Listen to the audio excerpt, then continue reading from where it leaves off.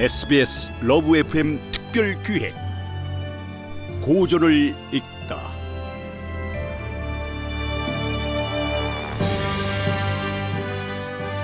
(103.5) SBS 러브 FM 라디오 북카페에서는 월요일부터 금요일 저녁 8시 30분부터 9시까지 독서 시간이 부족한 현대인들이 꼭 읽어야 할 고전 필독서를 들려드리는 특별기획 고전을 읽다를 마련했습니다.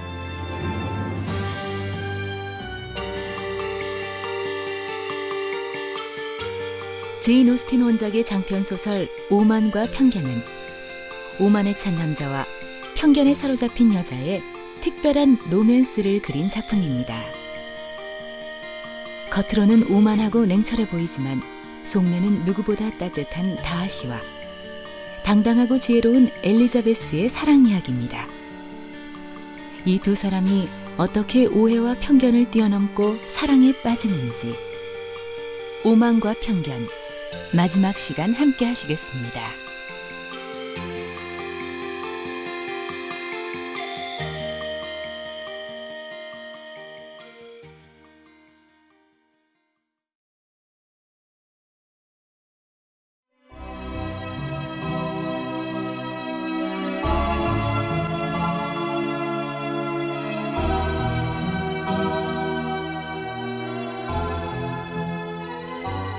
제인과 엘리자베스는 화요일 롱번에서 열린 파티에서 두 신사를 다시 만났다.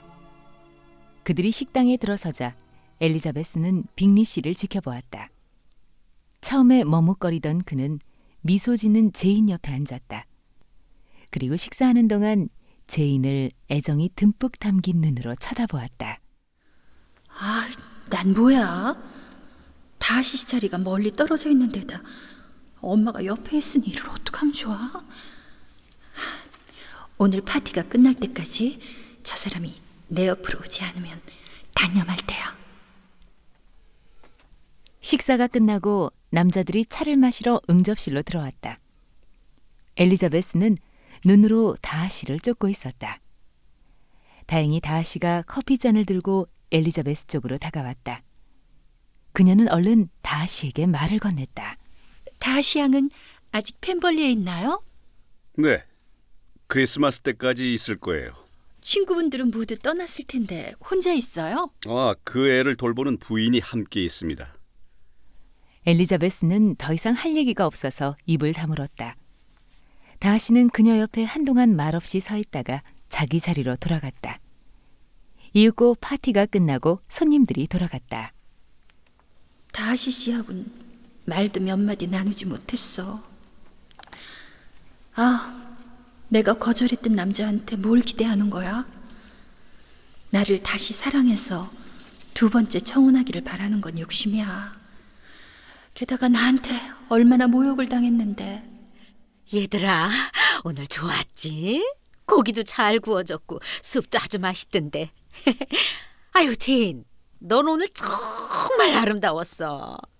롱 부인이 널 보고 예쁘다면서 뭐라고 했는지 아니? 베넷 부인, 제인을 레더필드에 보낼 일만 남았네요. 축하해요. 롱 부인은 참 좋은 사람이야. 베넷 부인은 심란한 엘리자베스와 달리 신이 났다. 빅리 씨가 제인을 대하는 태도를 보고 두 사람이 곧 결혼할 거라고 확신했다. 심지어 그가 다음날 청혼하러 오지 않는다고 투덜거렸다.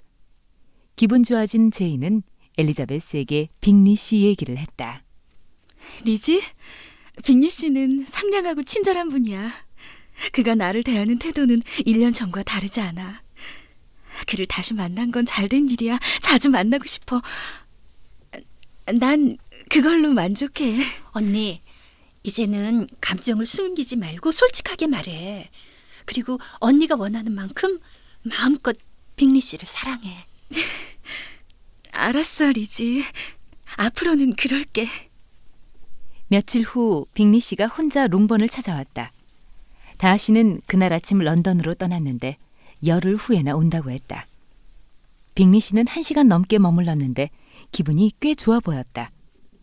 베넷 부인이 저녁 식사를 함께 하자고 했지만 그는 선약이 있다며 안타까워했다. 빅리 씨, 다음에는 좀 더 오랫동안 머물러 주세요. 그러며 부인, 괜찮으시다면 빠른 시일 안에 방문하고 싶군요.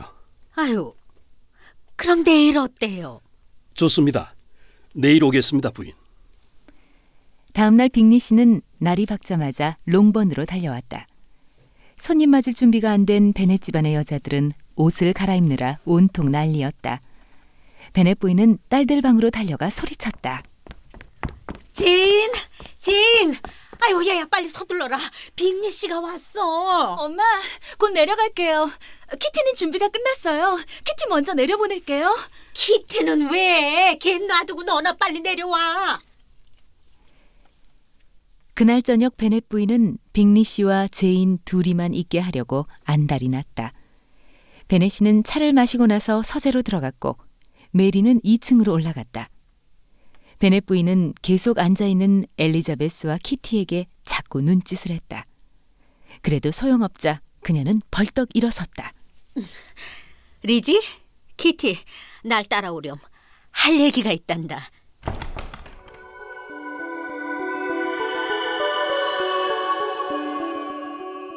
다음 날 아침 빅리 씨와 베넷 씨는 사냥을 나갔다가 저녁 때 식사하러 돌아왔다.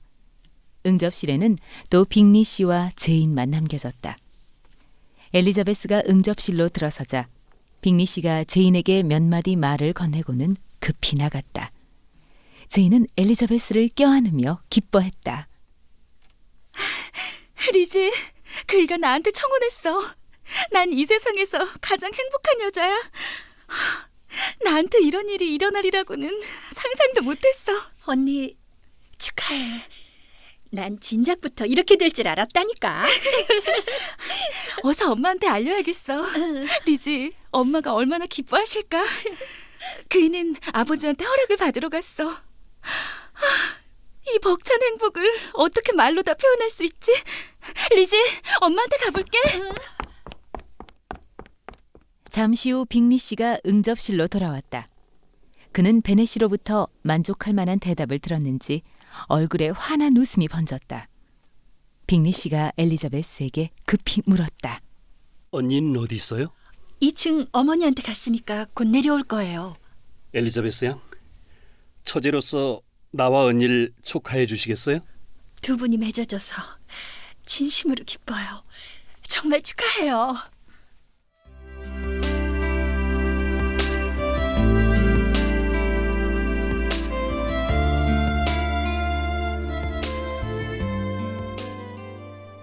그날 저녁 베넷 씨 가족은 기뻤다. 행복에 젖은 제인의 얼굴은 생기가 넘쳤다. 베넷 부인은 빅리 씨에게 계속 말을 붙였다. 식사를 하러 나온 베넷 씨도 기쁜 모습이었다. 그는 빅리 씨가 돌아가자 제인을 축하해줬다. 우리 착한 딸 제인 축하한다. 성격도 비슷한 너희 두 사람은 잘 살 거야.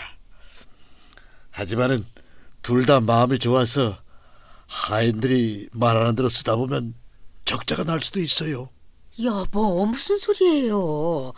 그 사람은 1년 수입이 4-5천 파운드나 된단 말이에요. 어쩜 더 많을지도 몰라요.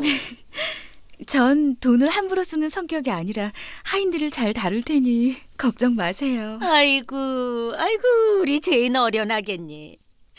엄마는 너무 기쁘단다. 그 사람이 작년에 여기 왔을 때부터 너랑 잘 될 줄 알았다니까. 이제 베넷 부인에게는 리디아 대신 제인이 가장 사랑스러운 딸이 되었다. 빅리 씨는 매일 롱번을 찾아왔다. 어느 날 저녁 빅리 씨가 돌아간 뒤 제인이 엘리자베스에게 말했다. 리지, 글쎄 올 봄에 내가 런던에 있었다는 걸 그 사람은 전혀 몰랐대. 난 그런 일은 생각도 못했거든. 나도 그럴지 모른다고 생각했어. 언니, 빅리 씨는 뭐래? 빅리 양이 우리 둘을 떼어놓으려고 그런 것 같아. 그년 날 별로 좋아하지 않았으니까 그럴 수도 있다고 생각해. 그래서 그녀를 원망하진 않아. 빅리 씨와 내가 행복하게 살면 그녀와 난 사이가 좋아질 거야. 처음처럼은 아니겠지만. 천사 언니한테 들을 수 있는 가장 심한 말이네. 앞으로는 그녀가 꾸민 거지 대장에 속지 마. 리지, 그 사람 작년 11월 런던으로 떠났지만 날 사랑하고 있었대. 그 사람은 내가 자기한테 관심이 없는 줄 알았대. 아니라는 걸 알았으면 어떤 일이 있어도 다시 왔을 거래. 자세히 알아보지 못한 건 빅리 씨 잘못이네. 하지만 그 사람 겸손 있기 때문에 그랬을 거야. 난 세상에서 가장 축복받은 여자야. 리지, 너도 좋은 사람을 만나야 할 텐데 어디 빅리 씨 같은 사람 또 없을까?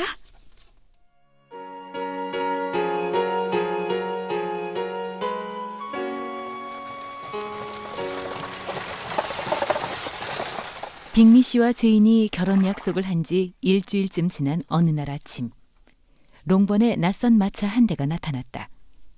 롱번에 와 있던 빅리 씨는 갑작스런 손님 때문에 방해받기 싫어서 제인과 함께 피했다. 이윽고 마차 문이 열리고 캐서린 부인이 모습을 나타냈다. 엘리자베스 양, 내가 여기 왜 왔는지 알지요? 아니요, 부인. 전혀 모릅니다. 엘리자베스 양, 이틀 전 내가 아주 놀라운 소문을 들었는데 아가씨가 내 조카 다하씨와 결혼한다더군요. 말도 안 되는 헛소문이지만 다하씨한테는 아주 큰 상처예요. 사실인가요? 부인께서 헛소문이라고 믿으셨다면 굳이 어려운 걸음을 할 필요가 없었을 텐데요. 안타깝습니다. 전 그 질문에 답을 해드릴 수가 없네요. 내 조카 다하씨가 아가씨한테 청혼했어요? 그 일이 불가능하다고 생각하시는 부인께는 대답해봤자 소용이 없을 것 같군요. 엘리자베스 양, 다하씨와 내 딸이 약혼했는데도 할 말이 없나요? 그럼 더더욱 물어보시면 안 되겠네요. 그리고 그 사람이 저를 짝으로 선택했다면 받아들여서는 안 되는 이유가 뭔가요? 아가씨가 사회적 신분으로나 집안으로나 우리 딸과 다하씨 사이에 끼어들 수 있다고 생각해요? 만약 다하시 씨가 그런 걸 마음에 두지 않는다면은 불가능하지만은 않겠죠. 나는 아가씨와 여기 토론하러 온 게 아니에요. 내 조카와 약혼했나요? 아니요. 그런 적 없습니다. 아, 그럼 좋아요. 내 조카가 청혼하더라도 받아들이지 않겠다고 약속해요. 전 그런 약속을 할 수도 없지만 왜 해야 되는지도 모르겠군요. 이런 어처구니 없는 아가씨로군요. 나는 아가씨의 막내 동생이 누구와 결혼했는지 알고 있어요. 조카 아버지의 집사 아들과 조카가 동서 사이가 된다는 게 도대체가 말이 된다고 생각해요? 부인, 더 하실 말씀 없으면 그만 집으로 돌아가겠습니다. 부인께 지금껏 받은 모욕만으로도 제 감정을 억누르기가 힘듭니다. 화가 난 엘리자베스는 돌아서서 집으로 발걸음을 옮겼다. 캐서린 부인도 그녀를 따라오며 말도 안 되는 얘기로 계속 몰아붙였다. 그리고 마차 앞에 이르자 휙 돌아서며 말했다. 엘리자베스 양, 잘 있으라는 얘기는 하지 않겠어요. 아가씨의 어머니한테도 인사할 필요가 없어요. 당신들은 그런 인사를 받을 사람들이 못 되니까.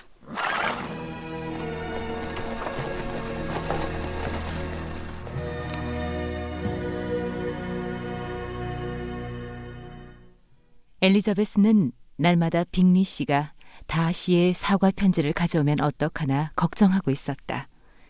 하지만 어느 날 빅리 씨가 편지가 아닌 다하씨를 데리고 롱번을 찾아왔다.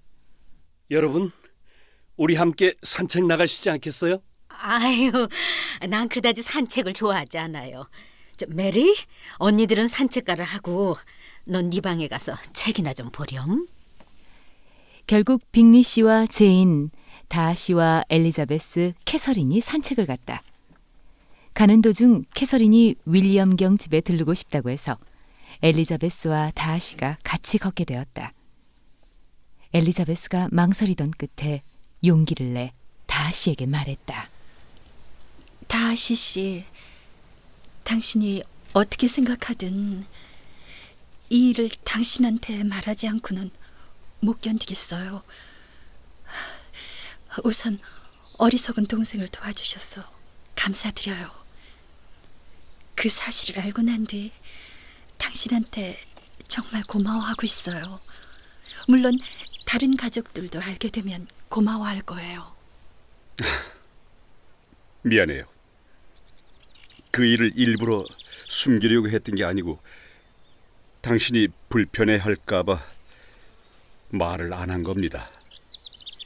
그런데 가디너 부인이 말해버렸군요. 외숙모님한테 들은 게 아니라 경솔한 리디아를 통해 알게 됐어요. 우리 가족을 대신해서 다시 한번 감사드려요. 고맙게 생각한다면 당신 한 사람이면 충분합니다. 당신 가족을 존경하지만 그분들은 나한테 빚을 진 게 없습니다. 난 당신만을 위해서 한 일이니까요. 이 사람 좀 봐. 가슴이 왜 이렇게 떨리지? 솔직하게 말해주세요. 당신의 감정은 지난 4월과 같습니까? 당신을 향한 내 마음은 그때나 지금이나 똑같지만 당신이 아니라고 대답한다면 그때 상처받았던 내 마음은 깨끗이 치료될 겁니다. 다시 씨, 난 그때 이후로 당신을 생각하는 감정이 완전히 달라졌어요. 지금 난 당신이 한 말에 매우 기뻐하고 고마워하고 있어요. 내 가슴은 기쁨에 벅차 마구 방망이 질치고 있답니다.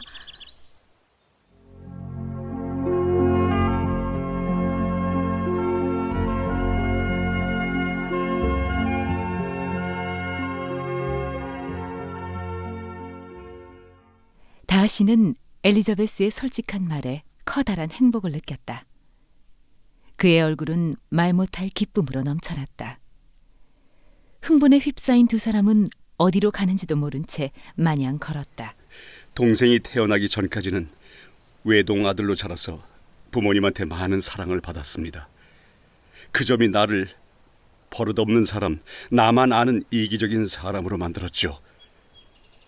물론 부모님은 훌륭한 분들이었으니 그분들 잘못은 없습니다. 나는 자랄수록 나 자신이 최고라는 오만과 자만 속에 살았습니다. 사랑스러운 당신을 만나기 전까지는 그 생각이 바뀌지 않았는데 당신을 만나면서부터 겸손을 알았습니다. 당신이 바로 나를 다른 사람으로 변모시켰습니다. 어머, 다시 씨, 칭찬이 너무 지나쳐요. 당신은 내가 청혼을 거절한 뒤 나를 만나는 게 불편했을 텐데 펜볼리에서 만났을 땐 화가 나지 않았나요? 아니요. 전혀 생각지도 않았는데 우리 집에서 당신을 만났으니 놀라긴 했지요. 그때 당신이 나한테 베푼 친절을 생각하면 고마울 뿐이에요. 내 여동생도 당신을 만나서 기쁘답니다. 그런데 당신이 갑자기 런던으로 떠나는 바람에 무척 서운해했습니다. 그때 나는 당신 걱정으로 곧장 뒤를 따라갔습니다. 다시 씨, 동생 일은 다시 한번 감사드려요.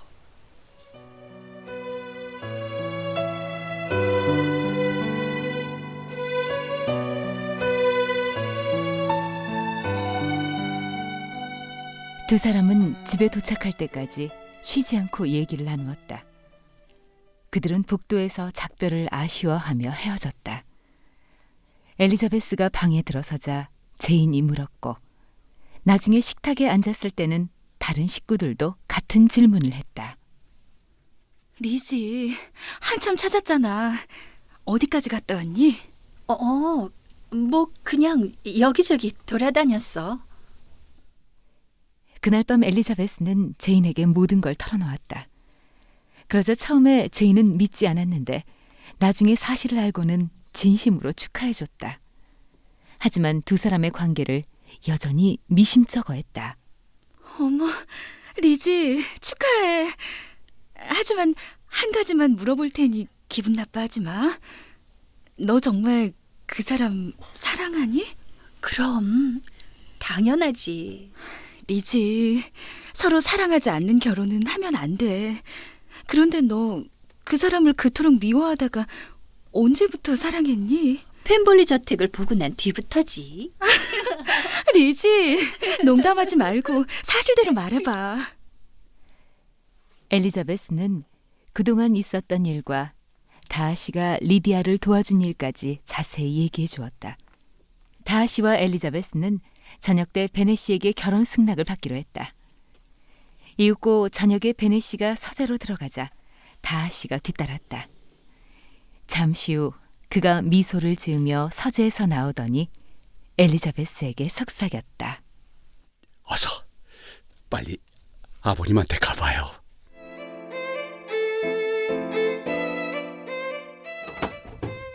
리지, 너 제정신이냐? 네가 그토록 미워하던 다시와 결혼을 하겠다니 어떻게 된 게야? 아빠, 전 그 사람을 사랑해요. 아빤 그 사람이 어떤 사람인지 잘 모르잖아요. 리지, 나는 방금 전 그 사람한테 결혼을 허락했어. 얘야, 신중하게 생각한 거지? 아빠, 다시 씨야말로 저한테 잘 어울리는 사람이에요. 우린 단번에 사랑에 빠진 게 아니에요. 그동안 우여곡절이 많았지만 지금은 서로 사랑하고 있어요. 그리고 그 사람이 리디아를 도와줬어요. 오늘은 놀랄 일 투성이로구나. 그래, 리지, 그 사람은 너를 차지할 자격이 충분하구나. 좋아, 결혼해라.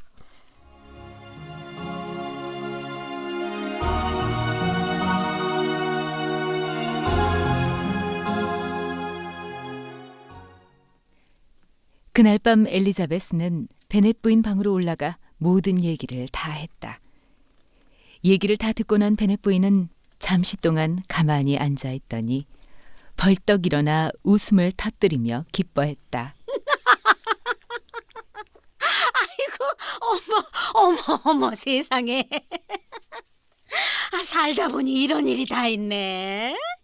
리지, 다시 씨가 너랑 결혼한다고?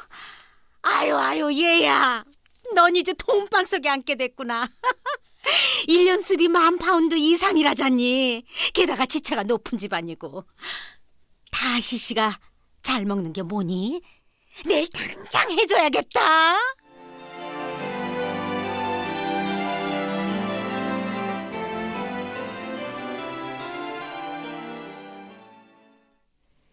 두 딸을 자기 소망대로 좋은 집안으로 시집보낸 베넷 부인은 큰딸 제인을 빅리 부인, 둘째 딸 엘리자베스를 다시 부인이라고 부르면서 자랑스러워했다. 한편 둘째 딸을 마음속으로 아꼈던 베넷이는 펜벌리 저택을 방문하는 걸 좋아했다.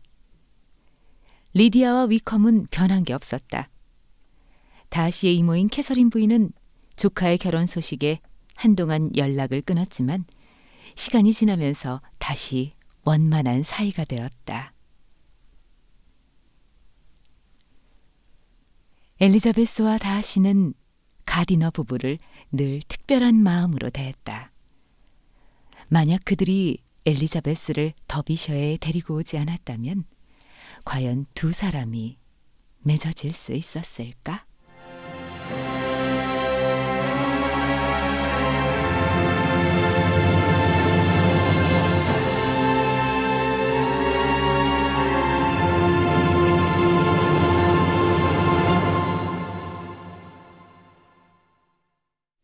출연 박일, 송도영, 유지영, 최상기, 이윤연, 은정, 윤성혜. 음악 이춘화, 기술 강성민, 극본 김증래, 연출 박건삼, 류철민.